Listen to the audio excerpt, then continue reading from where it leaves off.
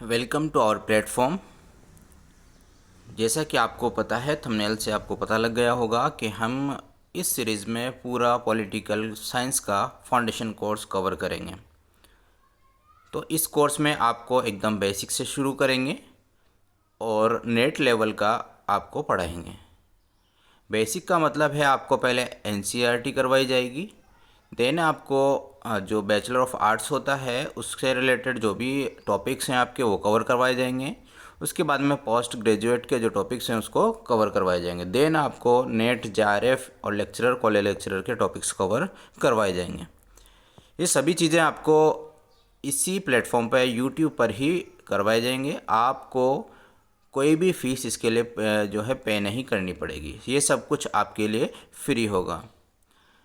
जो सिक्स्थ से लेकर एट्थ तक की जो एनसीईआरटी की पॉलिटिकल साइंस है वो सीटेट के लिए भी उतनी ही इम्पोर्टेंट है। तो इन क्लासेस को सीटेट वाले भी देख सकते हैं, क्योंकि सीटेट में जो क्वेश्चंस उठते हैं वो सीधे सीधे एनसीईआरटी से ही पिकअप किए जाते हैं। ठीक है, जो आज हम शुरू करने वाले हैं वो है पॉलिटिकल साइंस का ही चैप्टर है, क्लास एट्थ का पहला चैप्टर है क्लास एट्थ का, जिसका नाम है भारतीय संविधान। ठीक है, इस भारतीय संविधान में जो बेसिक चीज़ें आपको दी गई है उनको मैं हैंडरिटन नोट्स के थ्रू आपको कवर करवाऊंगा। इसमें कई सारे फैक्ट्स आएंगे, उनको आप एक लास्ट में देख सकते हैं। एंड में फैक्ट्स को मैंने ऐड किए हैं। इसके अलावा आपको बता दें, सारे टॉपिक्स जितने भी एनसीईआरटी में वो कवर कर लिए जाएंगे इसी प्लेटफॉर्म पर। यदि आपको हैंडरिटन नोट्स और सारे जो भी हम क्लासेस लेंगे वो सारी की सारी हैंडरिटन नोट्स से होगी। जब हम टॉपिक कवर करेंगे नेट जेआरएफ के तो उनको आप अलग तरीके से तैयार करेंगे। अभी जितने भी टॉपिक्स हैं वो हैंडरिटन नोट्स से तैयार होंगे। यदि आपको नोट्स चाहिए, इनके हैंडरिटन नोट्स चाहिए, तो आप इन नंबरों पर व्हाट्सअप मैसेज कर सकते हैं 7597535674। तो शुरू करते हैं आज की इस क्लास में, जिसका नाम है भारतीय संविधान, अध्याय 1, क्लास 8। ठीक है, एनसीईआरटी की ये बुक है। सबसे पहले भारतीय संविधान पढ़ने से पहले हमें पता होना चाहिए कि संविधान क्या है। यदि आप बेस से पढ़ना चाहते हैं तो ही क्लास से जुड़े रहें। यदि आपको इंटरेस्ट नहीं है इन चीज़ों में तो आप क्लास को छोड़ के जा सकते हैं। ठीक है, क्योंकि यहाँ बेस से स्टार्ट करेंगे, फैक्ट्स को एक से एक जोड़ते हुए आगे चलेंगे। जो फैक्ट एनसीईआरटी में दिया है वही यहाँ पे इन्वॉल्व हमने किया है, इंक्लूड हमने किया है। ऐसा नहीं है कि मेरी तरफ से मैंने कोई फैक्ट ऐड कर दिया हो, क्योंकि जो फैक्ट्स है वो कड़ी वाइज एनसीईआरटी में ऑटोमेटिक जुड़ जाते हैं। नेक्स्ट क्लास में नेक्स्ट चैप्टर जो आएगा उसमें इसके जो फैक्ट्स हैं, अनुच्छेद वगैरह है, आर्टिकल्स हैं, वो जो अपने आप जुड़ जाएंगे। तो मैंने मेरी तरफ से एक भी वर्ड इसमें ऐड नहीं किया है। जो भी मटेरियल है वो पूरा एनसीईआरटी का है।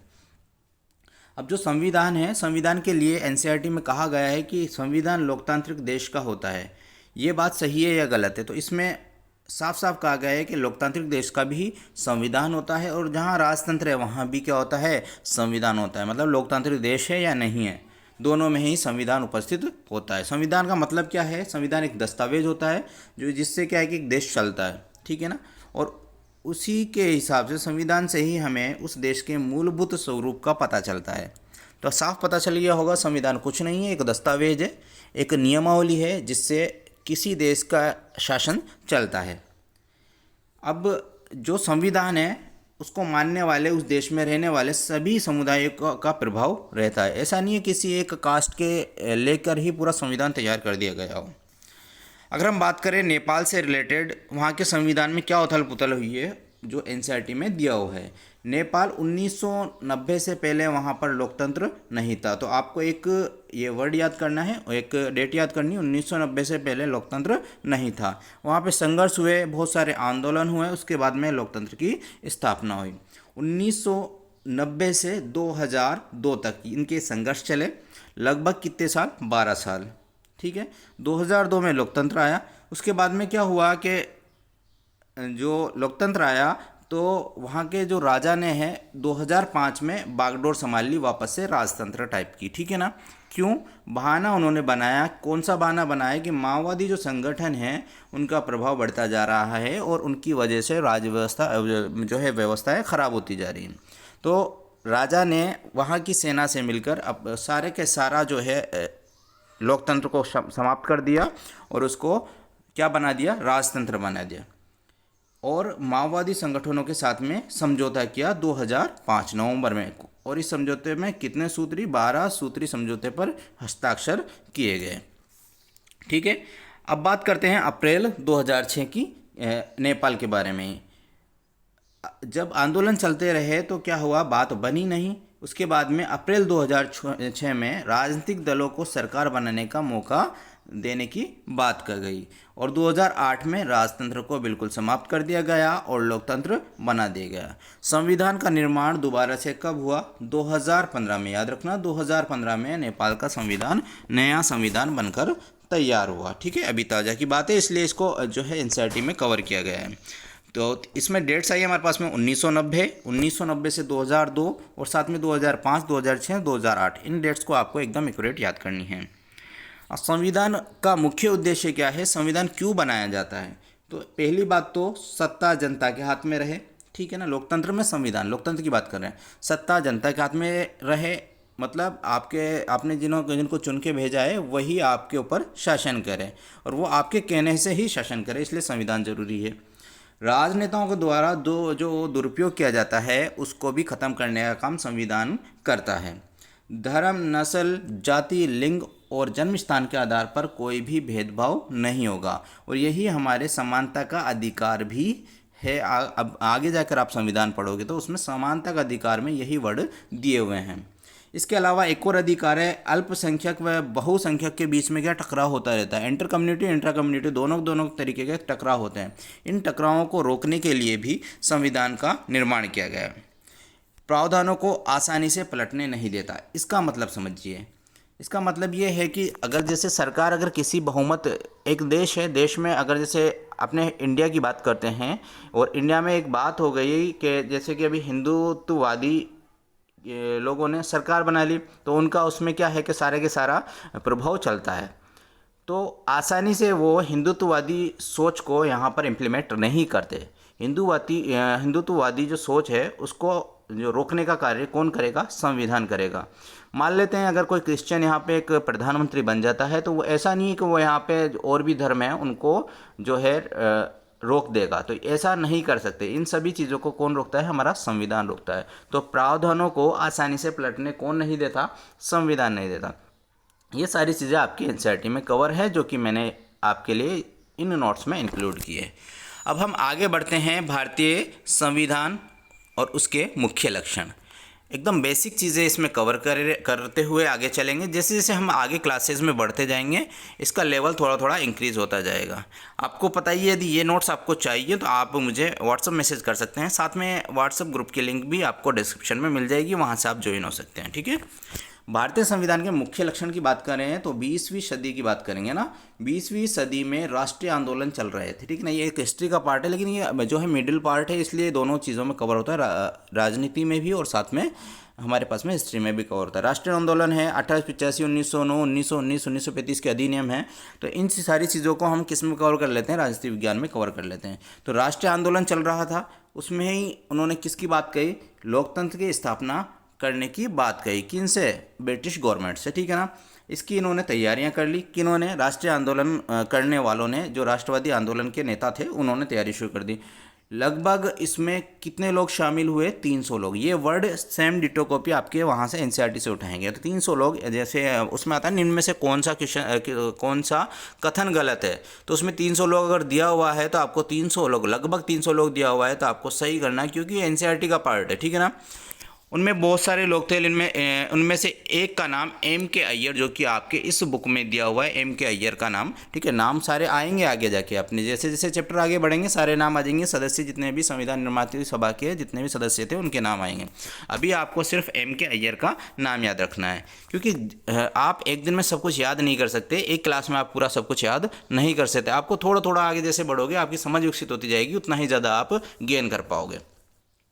तैयारी शुरू हुई, संविधान सभा का सदस्य एक जगह बैठने लगे और संविधान के निर्माण के लिए बातें करने लगे। उनमें एक सदस्य का नाम हमने पढ़ लिया, M.K. अय्यर। संविधान, लोकतंत्र में संविधान की क्या जरूरत पड़ी हमारे पास में, राष्ट्रीय एकता को बनाए रखते हुए विविधता के प्रति गहरा सम्मान। ठीक है ना, मतलब हुआ कि अगर आप संविधान बना रहे हो, उनके संविधान बनाते समय उनको क्या परेशानी आई। उनको ये रखना था कि हमारे भारत देश में बहुत सारे धर्म रहते हैं, उन सभी धर्मों की बात को रखते हुए और राष्ट्रीय एकता को भी रखते हुए उनको संविधान बनाना था। साथ में सामाजिक व आर्थिक सुधार भी लाने थे, ऐसा संविधान का निर्माण करना था। अब कुछ वर्ड हैं जो कि संविधान पढ़ने से पहले काम में आते हैं। उनमें पहला है हमारे पास में संघवाद। संघवाद क्या है? संघवाद का मतलब होता है एक से ज़्यादा स्तर की सरकार। याद कर लेना, संघवाद बार बार एक वर्ड यूज़ होगा संघवाद, तो आप देख लेना, एक से ज़्यादा स्तर की सरकार। इसमें देख सकते हैं केंद्र सरकार, राज्य सरकार, स्थानीय स्वशासन। अगर स्थानीय स्वशासन की बात करें तो स्थानीय स्वशासन कौन सा स्तर है? तीसरा स्तर है, ठीक है ना। और कार्य क्षेत्र की स्पष्टता के लिए इन तीनों के लिए 3 सूचियां भी बनाई गई। ये 3 सूचियों के नाम मैं वैसे बता देता हूँ, दिया हुआ तो है नहीं इसमें, बाकी संघ सूची, संवर्ती सूची और राज्य सूची, ये 3 सूचियाँ हैं, इनके लिए अलग अलग कार्य स्तर बताए गए हैं, ठीक है ना। अब शासन पद्धति की बात करें, संसदीय शासन पद्धति की, तो संसद में कौन जाते हैं? चुने हुए प्रतिनिधि। कौन चुनता है? जनता उनको चुन के भेजती है। वयस्क नागरिकों को वोट डालने का अधिकार है, कहाँ पर? इंडिया में। वयस्क का मतलब जो 18 साल का हो गया है वो वोट डाल सकता है। एक वर्ड और आता है सार्वभौमिक। सार्वभौमिक का अर्थ क्या होता है? सभी लोगों की सीधी भूमिका, मतलब जितने भी आपके वयस्क लोग हैं वो सभी के सभी जनता के लोग जनप्रतिनिधि चुनने में सहयोग करते हैं। सार्वभौमिक का मतलब ये है, ठीक है। आगे बढ़ते हैं शक्तियों का बंटवारा। जैसे कि जो है हमारे पास में कानून निर्माण होता है, उसका पालन होता है, वो बनता है, उन चीज़ों को 3 भागों में बांटा गया है। पहला है विधायिका, दूसरा कार्यपालिका, तीसरा है न्यायपालिका। जो विधायिका है वो है निर्वाचित सदस्यों की एक बैठक, जो हम संसद बोलते हैं, विधानसभा बोलते हैं, ठीक है ना। कार्यपालिका उन्हीं में से छांट के कुछ लोगों को मंत्री बना दिया जाता है और वो सभी मिलकर कार्यपालिका का निर्माण करते हैं। और कार्यपालिका का कार्य होता है कानून का लागू करना और शासन चलाना। अगर हम न्यायपालिका की बात करें तो न्याय व्यवस्था को लागू करना, ये किसका कार्य है? न्यायपालिका के। तीनों का कार्य हमने पढ़ लिया, लेकिन आगे बात करें कि इन सब की जो शक्तियां हैं, सबकी अपनी अपनी अलग अलग शक्तियां हैं और साथ में सत्ता का भी संतुलन बनाए हुए हैं। ऐसा नहीं है कि विधायिका ने कार्यपालिका को रोक दिया, कार्यपालिका ने न्यायपालिका को रोक दिया, या फिर इन आपस में एक दूसरे से इंटरफेयर कर रहे हैं। ऐसी व्यवस्था भारतीय संविधान में नहीं रखी गई है। हाँ, अगर कोई मनमाना करता है तो उसको न्यायपालिका रोक सकती है। जैसे कि इन्होंने विधायिका ने कोई कानून बनाया और वो कानून संविधान के रूप में गलत है, तो उसको ऐसी चीज़ को जो है न्यायपालिका रद्द कर सकती है। अब बात करेंगे हम राज्य। राज्य क्या होता है? राज्य की परिभाषा क्या है? ठीक है, राज्य की परिभाषा वगैरह ये सारी चीज़ें आपको पीजी लेवल तक पहुँचेंगे ना, तब तक और ज़्यादा क्लियर हो जाएंगी। राज्य क्या है? एक राजनीतिक संस्था है जो निश्चित भूभाग में रहने वाले संप्रभु लोगों का प्रतिनिधित्व करती है। कैसी संस्था है? राजनीतिक संस्था है, निश्चित भूभाग में रहने वाले संप्रभु लोगों का प्रतिनिधित्व करती है। आगे बात करेंगे हम मौलिक अधिकारों की, जो कि एकदम बहुत ज़्यादा इंपॉर्टेंट है। क्वेश्चन यहाँ से उठते हैं, पक्का उठते हैं, ठीक है ना। अभी हम आर्टिकल्स की बात नहीं करेंगे, मूल अधिकार क्या होते हैं उनकी बात करेंगे। मूल अधिकार, जो मौलिक अधिकार हैं, उनको कहा गया है भारतीय संविधान की आत्मा कहा गया है, और सत्ता के दुरुपयोग से बचने के लिए ही मौलिक अधिकारों को भारतीय संविधान में ऐड किया गया है। अब टोटल जो हमारे पास में मूल अधिकार है वो है हमारे पास में 6 मूल अधिकार टोटल हैं, ठीक है ना। उन 6 मूल अधिकार आपकी स्क्रीन पर हैं। आप चाहे तो इनका स्क्रीनशॉट ले सकते हैं, नहीं तो आप इनको PDF के फॉर्म में मेरे से व्हाट्सएप पे कांटेक्ट करके प्राप्त भी कर सकते हैं, ठीक है ना। अब एक बार बात कर लेते हैं इन सभी मौलिक अधिकारों की। पहला है समानता का अधिकार। धर्म, जाति, लिंग, वंश के आधार पर कोई भी क्या है भेदभाव नहीं होगा। ये वर्ड याद कर लेना, धर्म, जाति, लिंग, वंश, ठीक है ना। सार्वजनिक स्थल पर भी कोई भेदभाव नहीं होगा। छुआछूत की प्रथा, जो कि अस्पृश्यता का अंत है आर्टिकल 17 में, तो वो भी समानता के अधिकार में दिया हुआ है। दूसरा अधिकार है स्वतंत्रता का अधिकार। अभिव्यक्ति की स्वतंत्रता, भाषण देने की, सभा करने की स्वतंत्रता, भ्रमण करने की स्वतंत्रता और अपने हिसाब से व्यवसाय अपनाने की स्वतंत्रता, ये हमारे पास में स्वतंत्रताओं के प्रकार है। अगर बात करें शोषण के विरुद्ध अधिकार, अगर किसी का कोई मानव व्यापार कर रहा है तो वो क्या है, एक कानून की, संविधान की तरफ से क्या हो गया, एक गलत बात हो गई, ठीक है ना। तो शोषण के विरुद्ध अधिकार में हम मानव व्यापार को, अगर कोई 14 वर्ष से कम उम्र का बालक को मजदूरी करवाई जा रही है तो वो भी शोषण के विरुद्ध अधिकार है। इसके अलावा बंधुआ मजदूरी की जो बात होती है वो भी शोषण के विरुद्ध अधिकार के अंतर्गत ही आती है। अगला जो हमारे पास में अधिकार है वो धार्मिक स्वतंत्रता का, मतलब धर्म अपनाने व प्रचार प्रसार करने की सबको अपनी अपनी स्वतंत्रता है। अगला है सांस्कृतिक व शैक्षिक अधिकार, मतलब धार्मिक व भाषाई अल्पसंख्यक समुदाय की संस्कृति की रक्षा करना, किसमें सांस्कृतिक व शैक्षिक अधिकार में आता है। अगला है संवैधानिक उपचार, अगर इन सभी का अगर उल्लंघन हो रहा है तो उन सब के लिए हम जो केस लड़ेंगे, कहाँ जाके लड़ेंगे उनका केस, सर्वोच्च न्यायालय में हम उनका केस लड़ेंगे। उसी सभी चीज़ों के लिए कौन सा आर्टिकल है, संवैधानिक उपचार, ठीक है ना। ये सारे के सारे आपके 6 के 6 क्या हो गए, मूल अधिकार हो गए। इनके नाम आपको आज ही याद होना चाहिए। पहला है समानता का अधिकार, दूसरा स्वतंत्रता का अधिकार, तीसरा शोषण के विरुद्ध अधिकार, चौथा है धार्मिक स्वतंत्रता और पांचवा है सांस्कृतिक व शैक्षिक अधिकार, छठा है संवैधानिक उपचार का अधिकार। ये हो गया हमारे पास में मूल अधिकारों की बात। अब मूल अधिकारों के साथ में ही एक चीज़ और ऐड की गई, नीति निर्देशक तत्व। अब इनको, इस खंड को संविधान में जोड़ने का उद्देश्य क्या था, ज़्यादा से ज़्यादा सामाजिक व आर्थिक सुधार हो सके, ठीक है ना। इसलिए नीति निर्देशक तत्वों को संविधान में जोड़ा गया है। एक वर्ड और आता है धर्मनिरपेक्षता, ठीक है। इसके लिए अगले चैप्टर में पूरा एक चैप्टर अलग से धर्मनिरपेक्षता का दिया हुआ है, उसी को वहाँ से हम पढ़ेंगे। थोड़ा सा इसमें आइडिया ले लेते हैं। राज्य अधिकृत रूप से किसी भी धर्म को बढ़ावा नहीं देगा। इसका मतलब ये हुआ, अगर कोई राज्य किसी स्पेशल धर्म के लिए कोई और ऑफर लाते हैं या फिर उसको बढ़ावा देते हैं या फिर उसको अधिकृत करते हैं तो वो संवैधानिक रूप से गलत साबित होगा। तो इसी को हम क्या कहेंगे, धर्मनिरपेक्षता। राज्य की नज़र में सभी धर्म एक समान होंगे। भारतीय संविधान में मौलिक कर्तव्य कितने जोड़े गए हैं, 11 मौलिक कर्तव्य जोड़े गए हैं। अगर हम बात करें संविधान सभा की अंतिम बैठक कब हुई थी, 24 जनवरी 1950 को। इसी दिन सभी संविधान सभा के सदस्यों ने उस पर साइन किए थे, सिग्नेचर हस्ताक्षर किए थे। कुछ एक इम्पोर्टेंट फैक्ट्स हैं जो संविधान सभा से रिलेटेड है। अध्यक्ष कौन थे, राजेंद्र प्रसाद। खाद्य एवं कृषि मंत्री कौन थे, जे रामदास दौलतराम। स्वास्थ्य मंत्री राजकुमारी अमृता कौर। वित्त मंत्री की बात करें तो जॉन मथाई। उप प्रधानमंत्री की बात करें तो सरदार वल्लभ भाई पटेल और श्रम मंत्री की बात करें तो जगजीवन राम। ये सारे के सारे मंत्री जो किससे थे रिलेटेड, संविधान सभा से रिलेटेड थे। इन्होंने इन फील्ड्स में काम किया। तो ये था आपका पहला चैप्टर। अब आगे हम एक एक चैप्टर नहीं लाएंगे, 2-2, 3-3 चैप्टर एक साथ आपको कवर करके और पढ़ाएंगे, ठीक है ना। अगर आपको इन सब चीज़ों में आप अगर इंटरेस्टेड हो कि फाउंडेशन कोर्स ज्वाइन करना चाहते हैं तो आप यूट्यूब पर हमारे इस चैनल को सब्सक्राइब ज़रूर करें।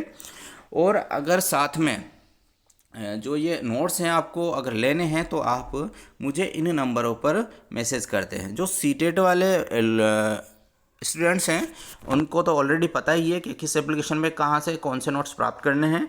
बाकी जो पॉलिटिकल साइंस फाउंडेशन कोर्स से जुड़ना चाहते हैं वो इन नंबर पर मैसेज करके मुझसे सारी चीज़ें पूछ सकते हैं कि किस प्रकार से हमें नोट्स मिलेंगे, कहाँ से मिलेंगे। और ये नोट्स आपके लिए पॉलिटिकल के लिए ऐड होंगे उन सभी के लिए ये कोर्स बिल्कुल क्या रहेगा, फ्री रहेगा, ठीक है। आपको पूरा के पूरा कोर्स आपको यूट्यूब पर करवाया जाएगा।